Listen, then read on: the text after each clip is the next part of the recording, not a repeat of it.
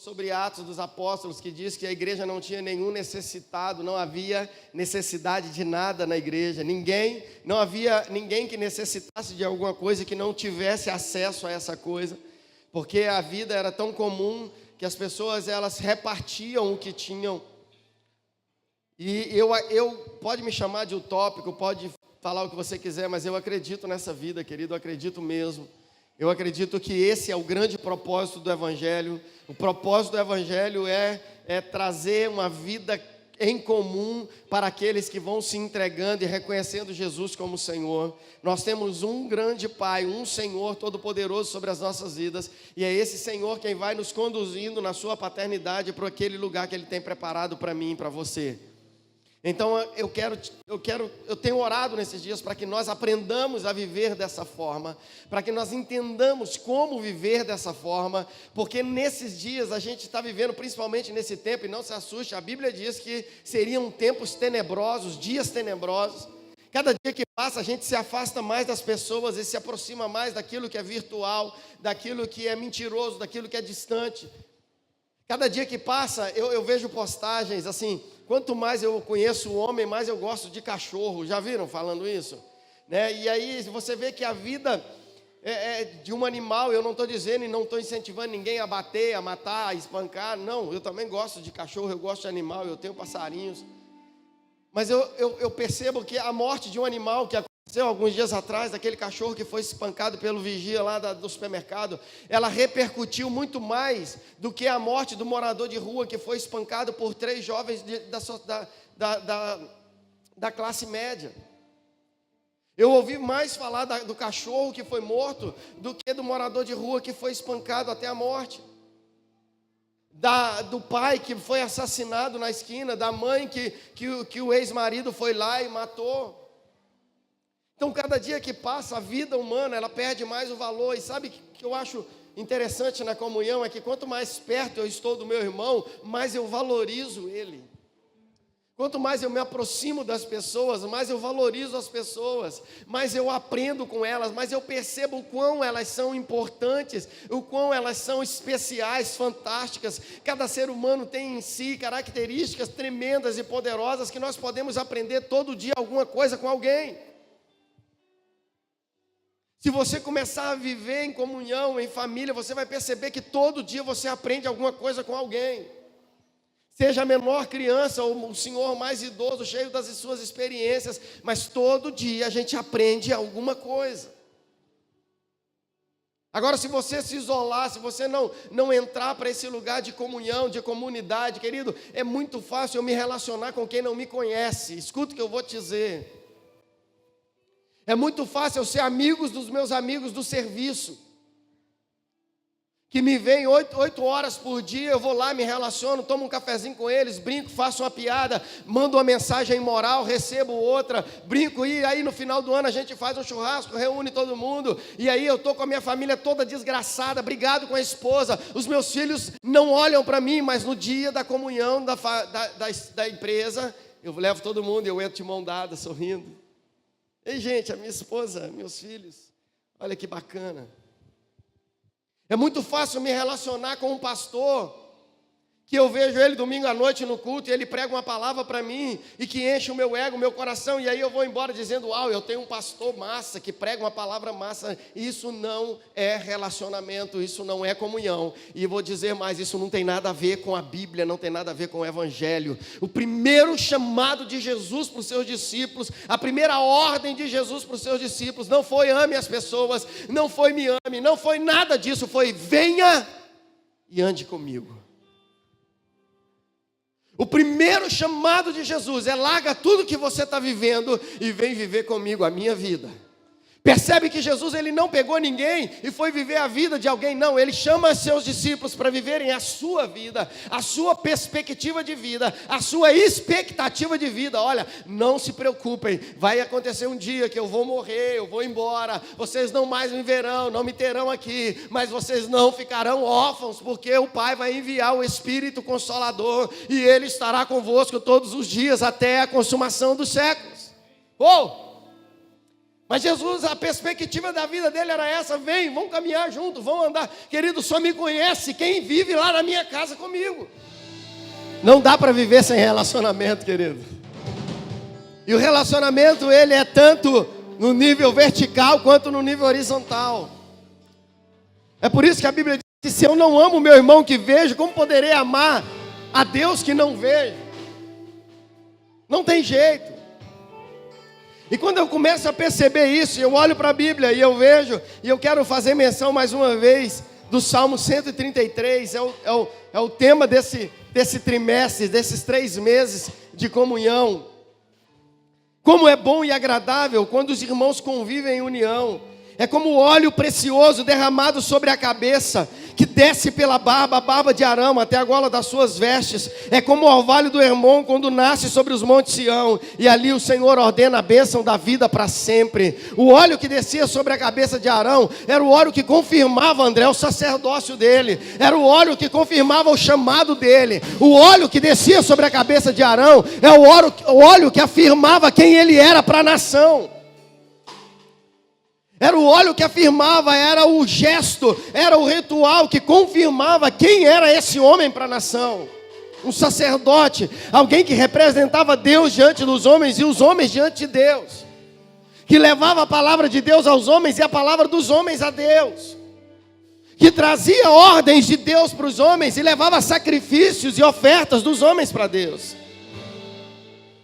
Mas diz também que é como o Monte Hermon, o orvalho, que desce sobre o Monte Hermon.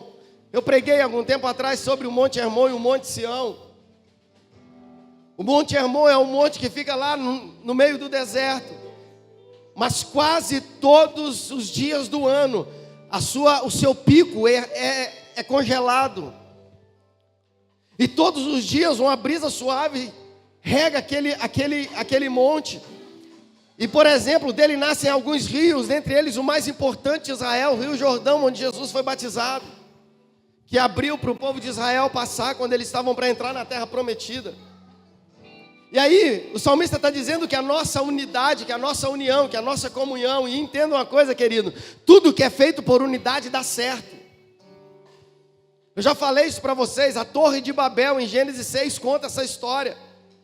Quando eles se uniram para fazer uma torre, e Deus teve que ir lá e confundir a fala deles, a língua deles.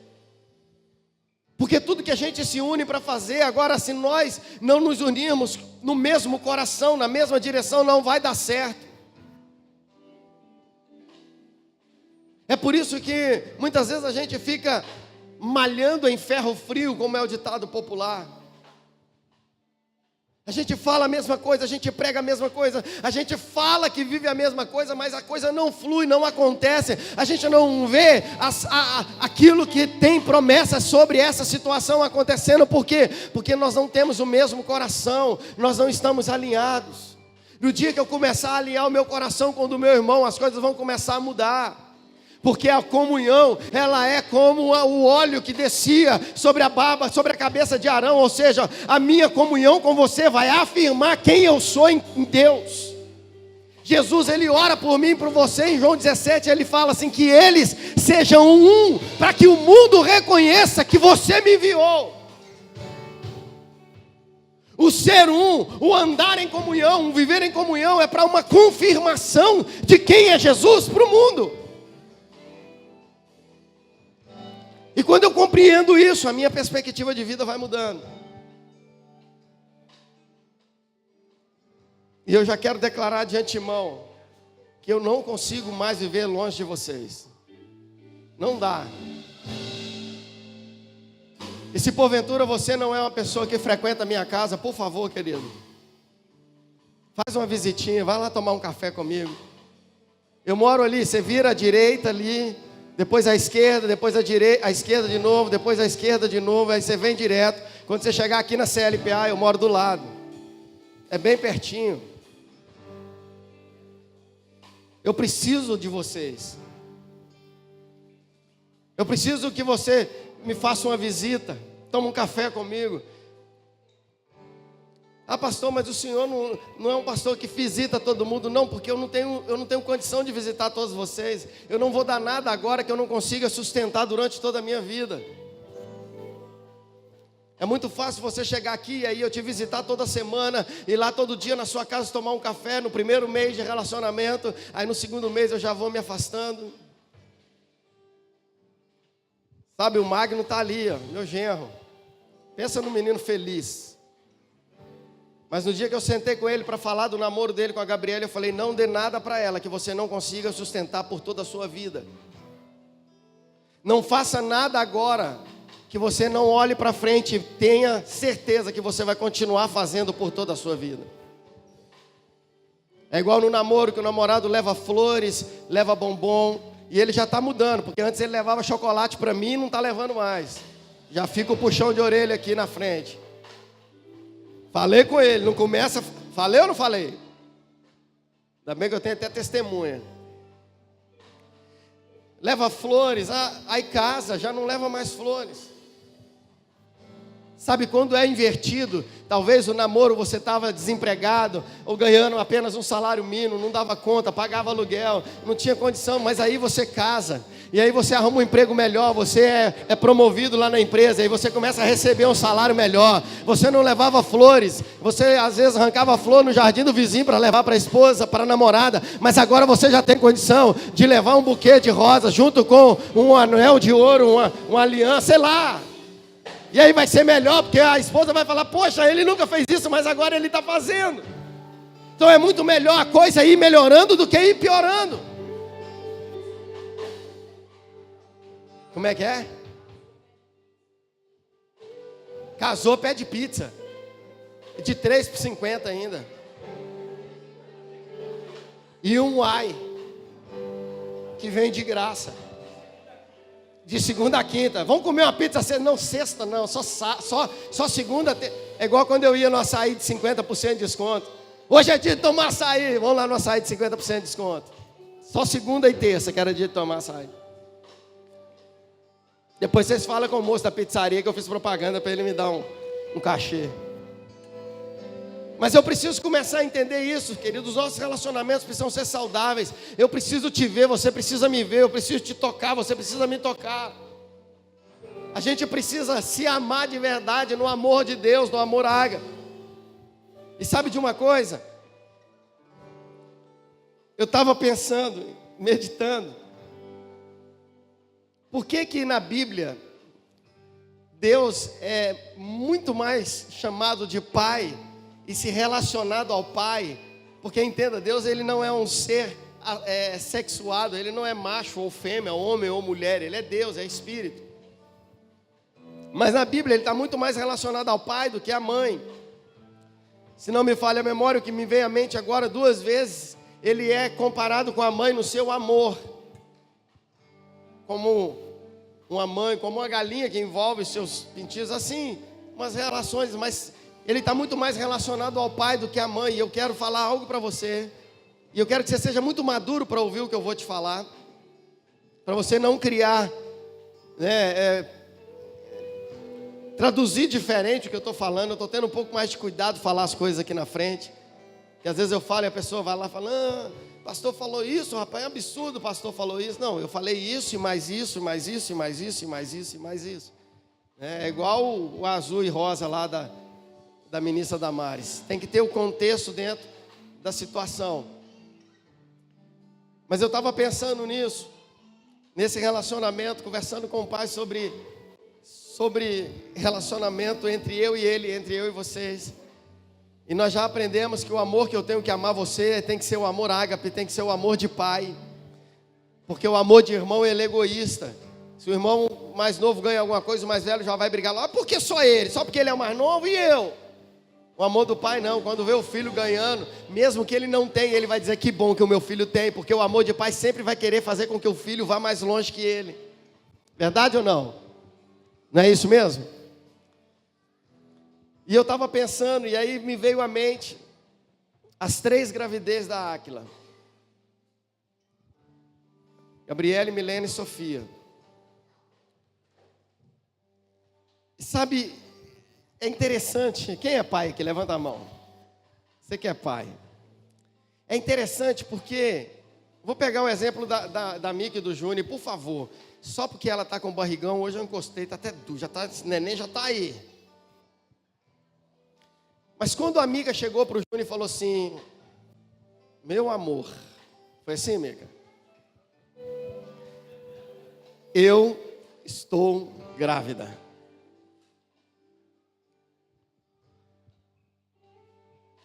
Se o Júnior não tivesse se relacionado intimamente com ela, a primeira pergunta que ele ia fazer é: de quem é o filho? Sim ou não? Mas quando ela diz: eu estou grávida, ele lembra de todos os momentos de relacionamento íntimo que ele teve. Ele fala: opa, o meu relacionamento íntimo com a minha esposa está me trazendo um fruto. O meu relacionamento íntimo com a minha esposa está produzindo algo que todo ser humano deseja, um filho. Porém, a Micaele começou a ter transformações hormonais que refletiram em transformações no corpo. A barriguinha começou a crescer. E ela diz: Júnior, nós vamos ter um filho. E ele diz: é. Só que ele continua do mesmo jeito.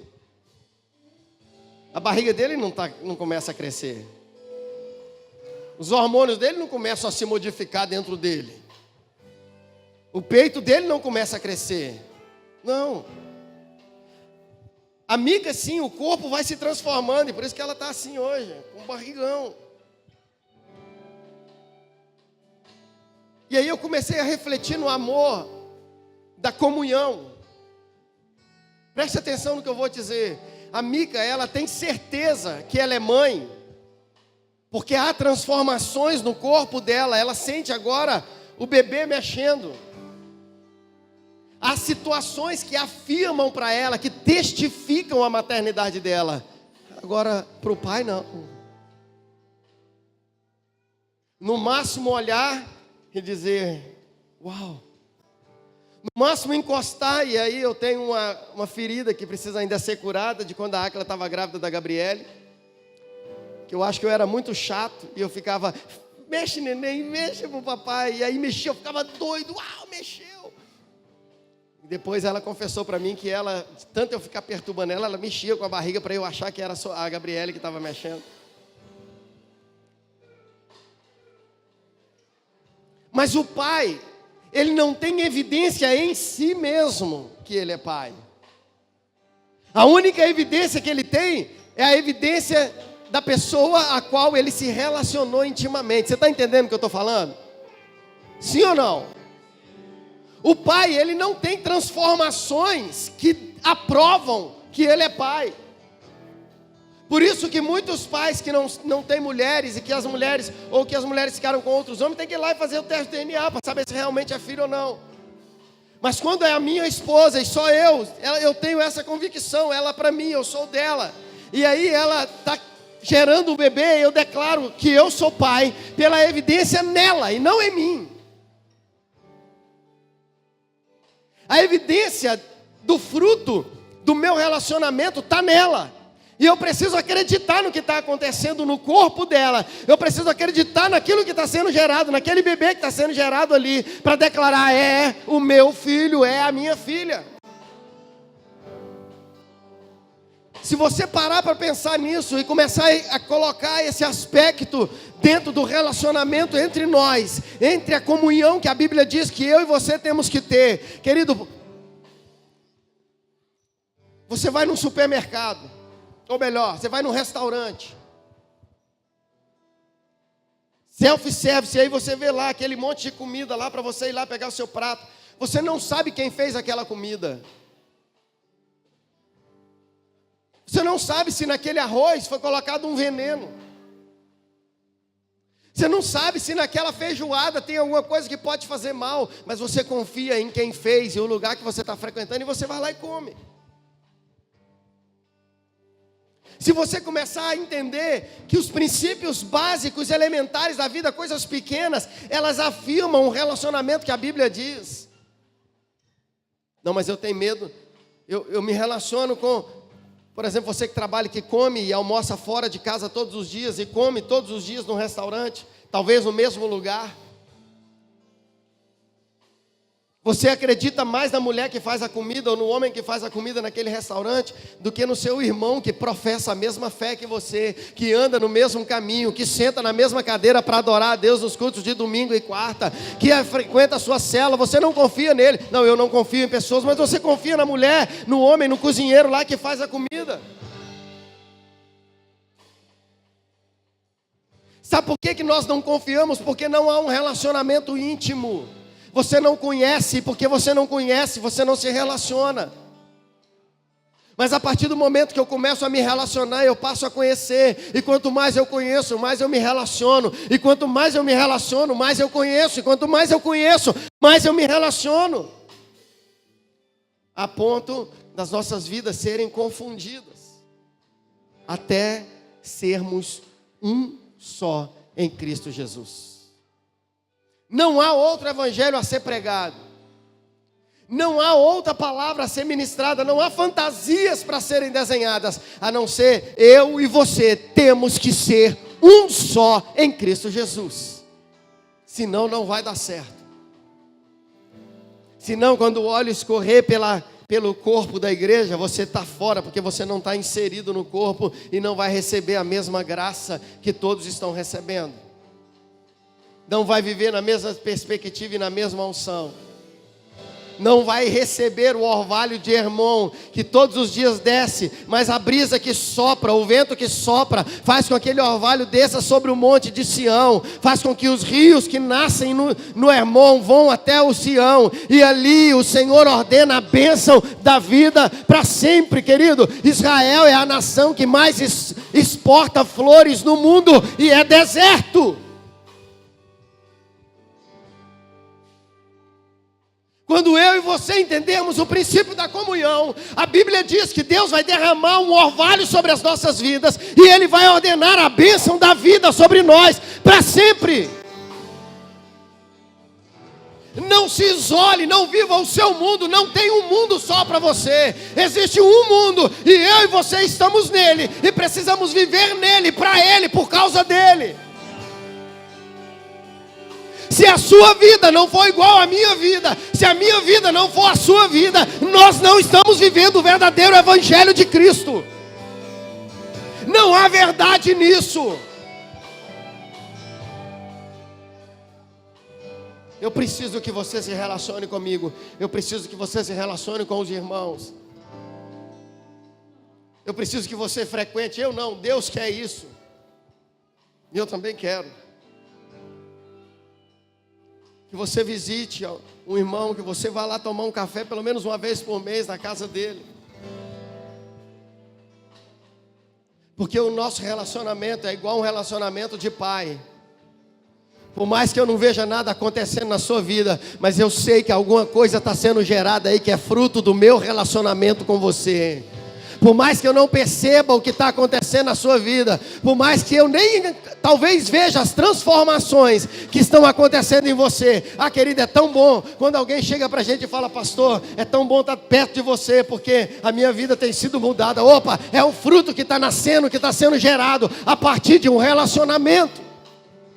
Por isso Deus e o amor dele na Bíblia fala muito mais de pai do que de mãe. Porque eu não preciso de evidências em mim para saber que sou um com você. Eu preciso de evidências em você para saber que sou um com você. É por isso que o relacionamento de subserviência não presta, não serve. Toda vez que eu olhar para você, achando que eu sou alguma coisa para você, mas que você tem alguma coisa para mim, isso se torna conveniência, e não é isso que eu estou falando. Eu tenho que sempre chegar perto de você com o coração humilde, sabendo que eu tenho algo que eu posso te dar, e que o que eu tenho para te dar vai gerar frutos em você, vão te melhorar como ser humano, como pessoa, vão te melhorar como irmão, vão te melhorar como servos, vão te melhorar como filhos de Deus. Mas isso só é possível se houver relacionamento, se houver proximidade. Até os erros ficam evidentes, mas eles são suportáveis, porque as qualidades sempre superam os defeitos.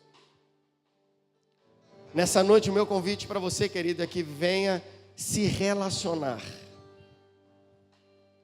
Venha estar perto.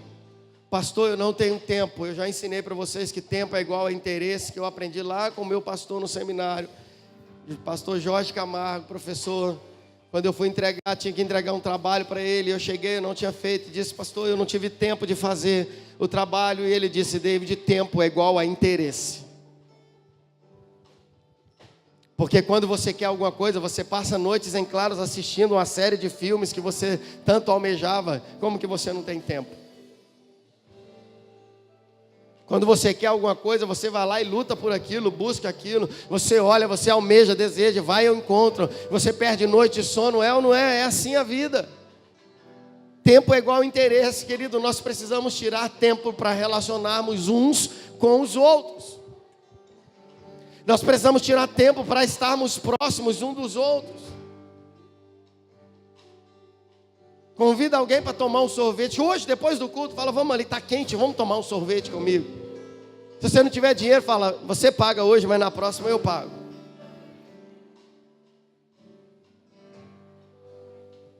Nós precisamos aprender isso. E na hora que a gente aprender e a gente começar a viver, nós vamos começar a perceber como Deus ele conduziu todo esse tempo para esse momento de comunhão. Como Ele fez tudo acontecer para nós chegarmos aqui e agora e entendermos o princípio da comunhão, a necessidade da comunhão. Só há verdade se houver comunhão. Só há relacionamento se houver comunhão. Só há vida para sempre se houver comunhão. Só há unção de confirmação do que eu sou em Deus se houver comunhão. Se você não consegue comungar com seu irmão, é mentira você dizer que comunga com Deus. Ah, pastor, mas semana passada o senhor falou que o senhor não é obrigado a conviver com todo mundo. Claro, querido, entenda. A Bíblia diz que tem pessoas que eu não devo nem cumprimentar. Olha, aqueles que causam contenda entre vocês, aos tais nem cumprimenteis. A Bíblia está falando do corpo. A Bíblia está falando de homens e mulheres que entenderam quem é Jesus e vivem debaixo da majestade do governo dele. E nessa noite, querido, eu quero que você absorva essa vida. Que você compreenda os aspectos daquilo que Deus está fazendo em nós. Se você entende isso e absorve essa vida, prepare-se para o que você vai viver no âmbito da sua vida material. Acudir aos santos nas suas necessidades, exercei a hospitalidade, alegrai-vos com os que se alegram, chorai com os que choram. Contudo, não haverá entre ti pobre algum, pois o Senhor certamente te abençoará na terra que o Senhor Deus te dá por herança, para a possuíres. Nenhum necessitado havia entre eles.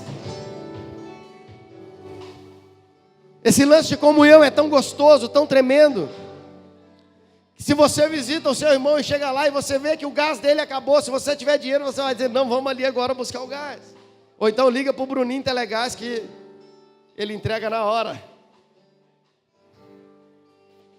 Se você chega lá e vê que tem uma conta de luz atrasada, pendurada lá com um imã na geladeira. Tem gente que faz isso, né? Você faz isso lá na sua casa? A conta de luz, de água, assim no imã na geladeira? Quem faz? Olha lá, ó. Só o senhor que é corajoso, viu, pastor? Esse povo aí, tem um monte de gente que faz. Olha lá, ó. Já começou a levantar. Daqui a pouco um monte levanta. Aí você chega e passa despistado e vê que a conta é a do mês passado, que venceu no dia tal do mês passado. Fala, opa, tem uma conta atrasada aqui. Eu vou ajudar esse irmão.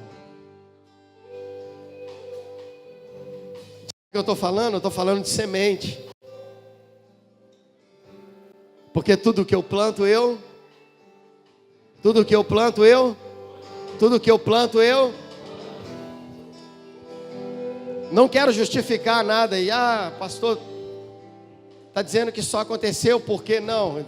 É a graça, tudo é graça, tudo é graça, tudo é graça. Mas no dia que eu ganhei o meu carro, que eu fui para o meu quarto chorar, o Senhor começou a trazer à minha memória as vezes que eu semeei na vida de outros aquilo que eu tinha. Tudo que eu faço vai voltar. E a Bíblia diz: primeiro, os domésticos da fé. Não, eu estou abençoando o meu vizinho. O seu vizinho é um doméstico na fé? Não. Então procure alguém que seja doméstico, ou seja, que viva a mesma vida que você vive e abençoe essa pessoa. Primeiro, os domésticos da fé. Isso é princípio bíblico, querido. Não, mas eu estou ajudando o meu parente, ele é um doméstico na fé, ele vive a mesma vida que você, ele compartilha o mesmo pensamento, o mesmo sonho, a mesma visão, ele anda no mesmo caminho? Não. Então, primeiro, os domésticos da fé.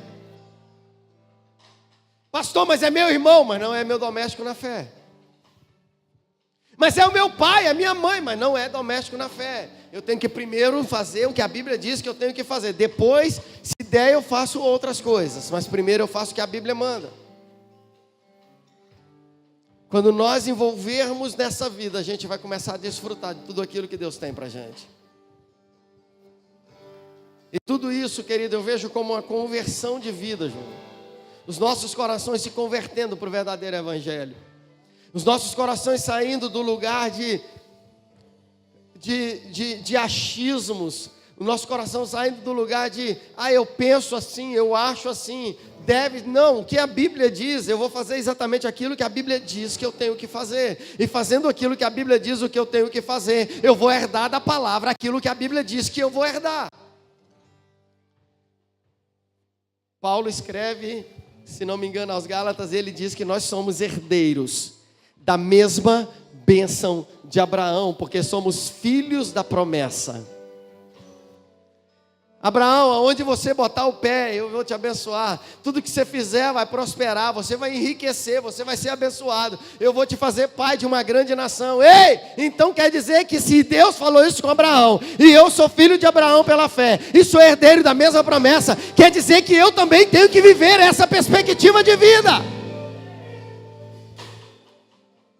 Pastor, mas eu não estou vivendo. Então refaz a sua vida, refaz o que você está vivendo. Tem alguma coisa errada aí que precisa ser mudada.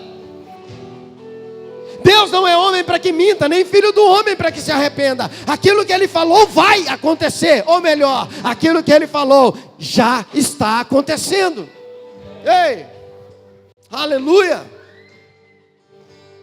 E nós precisamos andar nesse lugar de comunhão, de vida de Deus, de relacionamento profundo.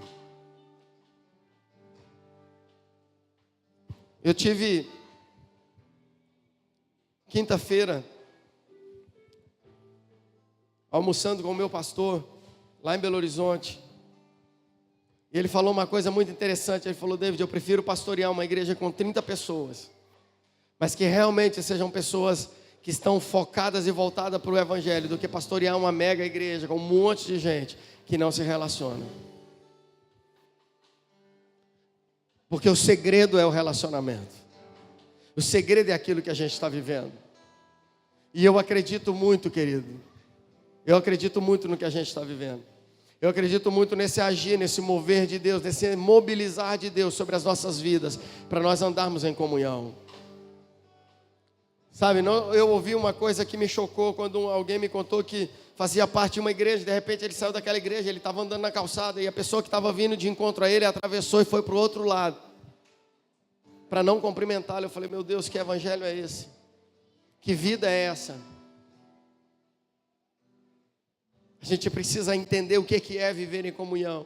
E deixa eu te falar, CLPA, nós somos uma denominação, infelizmente, a gente ainda precisa estar nesse lugar de organização jurídica, mas nós somos parte de uma igreja. E essa igreja está espalhada por toda a terra. E a minha comunhão não pode ser só limitada a essas 4 paredes, ela tem que se limitar à igreja. É por isso que no domingo, antes da virada, nós não tivemos culto aqui, nós fomos congregar em outras igrejas. Várias pessoas foram para várias igrejas diferentes e cultuamos ao Senhor junto com a igreja de Cristo. É isso que eu acredito, e é nisso que eu acredito, e é nessa pegada que eu vou caminhar.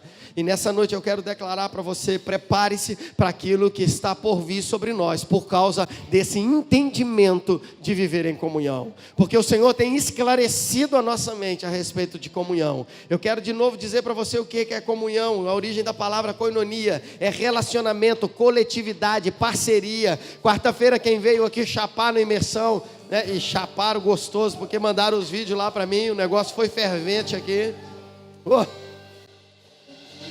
Pastora pregou sobre o Deus coletivo. E se Deus é coletivo, e Ele me fez a imagem e semelhança dEle, quer dizer também que eu preciso viver coletivamente. É por isso que eu não posso sonhar individualmente, é por isso que eu não posso viver individualmente. Eu preciso entender que eu faço parte de uma coletividade, de um grupo, eu faço parte de um corpo, da igreja, da noiva. E eu preciso andar e viver na perspectiva da noiva. Tem que ter comunhão. Eu já participei de muitas reuniões, de muitos cultos, onde eu já fiz isso em alguns cultos. Vai até aquele irmão que você tem problema com ele, peça perdão, conserte com ele. Aí a pessoa vai lá, abraça, chora: meu irmão, me perdoa. Tá aí, tá, perdoou, mas e a partir daí? Não, é ele lá e eu cá. Opa. Só depois, o amor é paterno, e o amor paterno não precisa de evidências em si mesmo. Eu não preciso ver nada mudando, não. Agora eu estou vendo, você não precisa ver nada. Você precisa só ter a certeza de que a pessoa está dizendo: olha, é o seu filho, está sendo gerado em mim, mas é seu, é nosso, é o fruto do nosso relacionamento, é o fruto da nossa vida, é o fruto daquilo que estamos vivendo juntos. E eu quero terminar nessa noite dizendo para você que viver junto é o segredo. João capítulo 17, até que sejamos um só. Coloque-se de pé no seu lugar.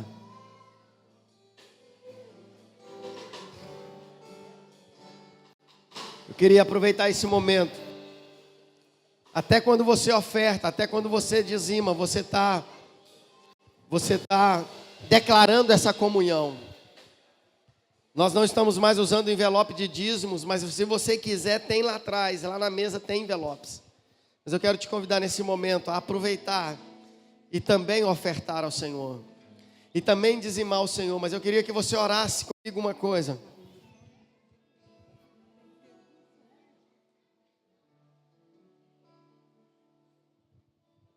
Esse povo é muito curioso. Então mandaram a pastora vir aqui perguntar o sonho. O sonho é meu. Eu só falei que eu tive um sonho, que Deus me fez lembrar do sonho. Mas o sonho é meu, não é seu, não, ué. Papai falou comigo. É comunhão.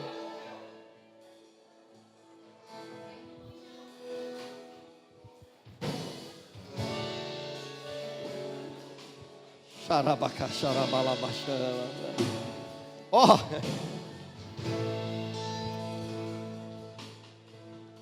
Eu não vou contar o sonho. Mas eu quero dizer para você uma coisa.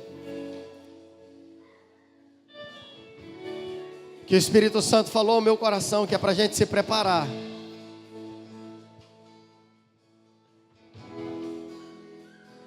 É para a gente se preparar. Porque por causa do nosso relacionamento, deixa eu falar uma coisa, deixa eu profetizar sobre a sua vida. Quem nessa semana saiu da sua casa e foi para a casa de alguém por causa da estação comunhão? Por causa, não, eu fui porque eu ia, não, você lembrou, nós estamos na estação comunhão e eu vou me relacionar. Quem fez isso? Levanta a mão assim. Então você que está levantando a mão, escuta o que eu vou te dizer. No sonho o Senhor falou comigo.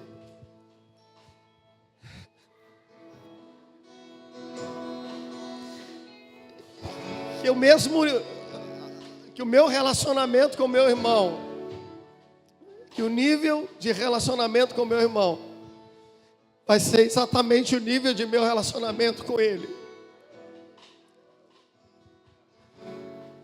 eu saí da minha casa e fui.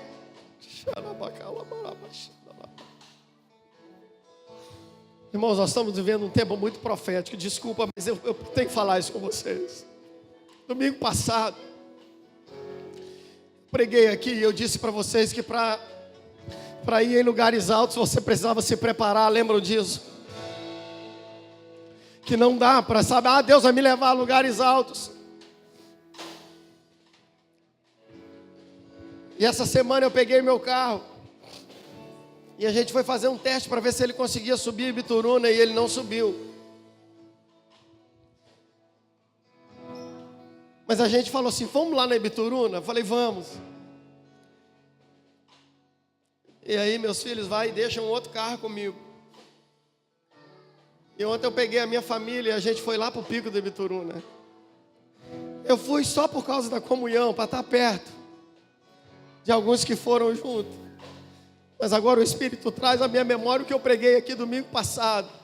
E o que ele me falou no sonho que eu tive, que do mesmo jeito que eu estou me relacionando com vocês, eu vou me relacionar com ele. E se ontem eu fui com alguns de vocês lá para o Pico da Bituruna, que é um lugar alto, o Espírito Santo está dizendo que é para nos preparar, porque com ele nós vamos subir lugares altos. Ele vai nos levar, por isso ele está nos preparando para nos levar para lugares altos. Prepare-se, igreja, para aquilo que Deus vai fazer. Ei!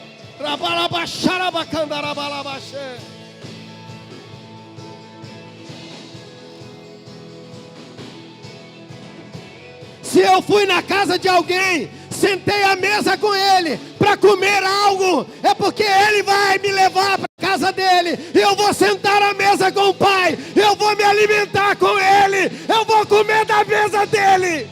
Oh, ei! Absorva essa vida nessa noite, querido. Absorva a unção de Deus que está descendo como orvalho sobre a nossa vida.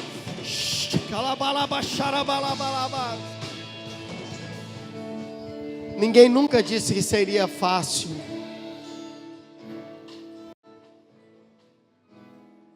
Eu posso confessar uma coisa para você. Tem 42 anos que Deus está me preparando para viver esse tempo.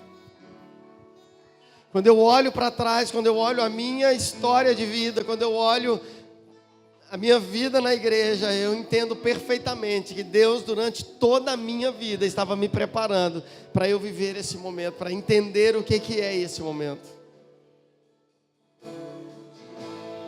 A estação comunhão não é algo que a gente criou da nossa cabeça, Deus veio desenhando isso para nós. E nessa noite eu quero fazer um apelo para você.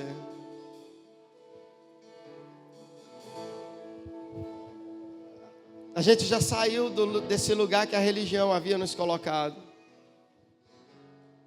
A gente já aprendeu que não sou eu quem aceito Jesus. É Ele quem nos aceita, é Ele quem nos recebe quando eu disponho o meu coração. Nós já aprendemos que eu não recebo como meu Salvador, mas eu recebo como meu Senhor e recebo dEle, por causa do seu senhorio, a salvação. E eu quero perguntar para você que está aqui nessa noite, porque talvez você tenha andado longe. Paulo, quando ele vai falar da ceia do Senhor, em 1 Coríntios capítulo 7, ele fala, só não come aquele que não conseguir discernir o corpo de Cristo. É justamente aquelas pessoas que não conseguem viver a perspectiva da vida da igreja, do corpo, da noiva. Mas talvez você está aqui nessa noite dizendo, eu quero viver isso, eu quero ser participante disso. Assim como um dia nós nos rendemos à majestade de Jesus sobre nós, do senhorio dele. Nosso convite para você nessa noite é se renda a Jesus. Aceite-o como Senhor da sua vida. Entenda que Ele é Senhor sobre todas as coisas. E aí você vai aprender a descansar a sua alma nele. E mesmo se você cair, Ele vai te levantar com a mão segura e forte que Ele tem.